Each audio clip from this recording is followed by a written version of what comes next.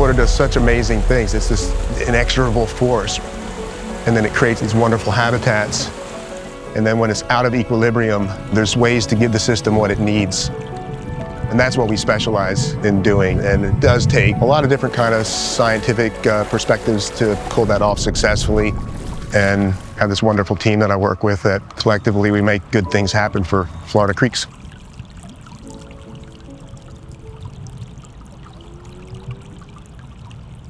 So the goal is ultimately to restore Carpenter Creek. The creek itself has experienced pretty extensive long-term degradation from the way that we have developed around and essentially on top of it. There's multiple trees here, right? Yeah. So one's a Nyssa, one is a maple. You know, the channel's trying to widen, it's trying to actually build a bigger floodplain than it has now. It's eroding through the roots. Normally a forested bank holds banks and Florida streams together really tightly, but that's being progressively defeated and sometimes catastrophically defeated in different portions of this system. So where we have really high banks, the banks are collapsing because the forest can't hold them together anymore. Species selection in the canopy, in the trees, and in the shrubs that would hold the bank together could be a really important variable to consider in the design. So we're looking to see what is holding the banks together the best here in this system. So many residents in Pensacola don't even know that it's here. They drive over it every day and we don't have any sort of community access or visibility to it. How do you take care of something and cherish and be a great steward of something that you don't even know exists? What does Carpenter Creek mean to the community? Do they want public access? Do they want nature trails? Do they want overlooks? Are they concerned about downstream water quality in Bayou Tahar that this project could help fix? Understanding what is important to the community can help drive some of our restoration efforts. When you say dose, you mean the amount of woody material that needs to be in it. Right, there's sort of a minimum.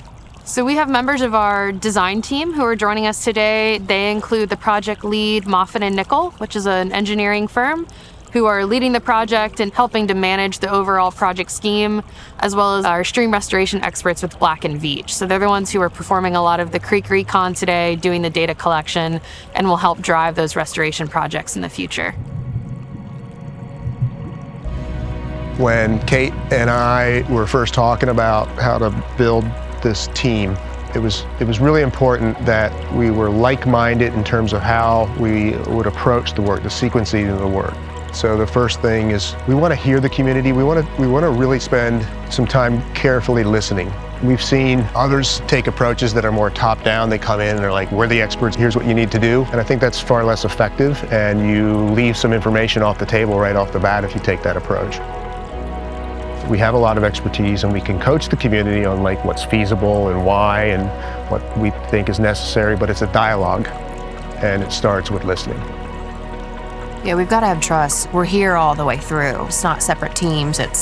We're sitting down across the table. We've been in people's houses. We've been in their backyards, and we're the ones who are doing the designs and implementing the project. So there's the continuity, and we just want to have the trust of the community. So it's critical for this project.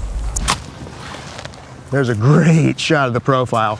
We call this kind of sediment alluvium. Alluvium is just a term for sediment moved by flowing water, and it's an alluvial deposit.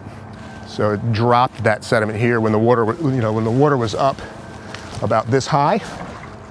You can see all the white sand back in there, and then it dropped some sand up there. It's forming like a little alluvial ridge on the margins of the channel, and then it's replenishing the bank sediment.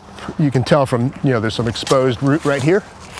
So there was some erosion here at one point in time, but it's rebuilding and fixing it. It's like self-healing. It's in balance. It's the first time we've seen that in 3 days.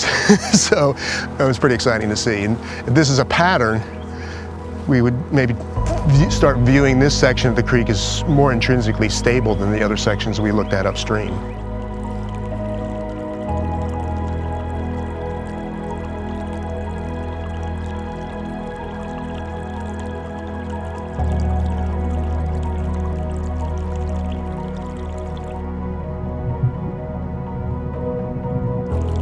We need to make sure too we're thoughtful about buy-in from the property owners and having as many winners as possible. Yeah. So it'll be a balance of like, yeah, we need to have a resilient, strong, healthy system.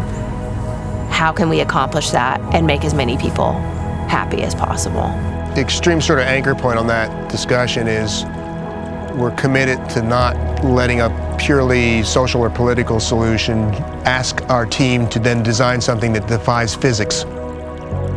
We want to harness what nature's already accomplished as much as possible.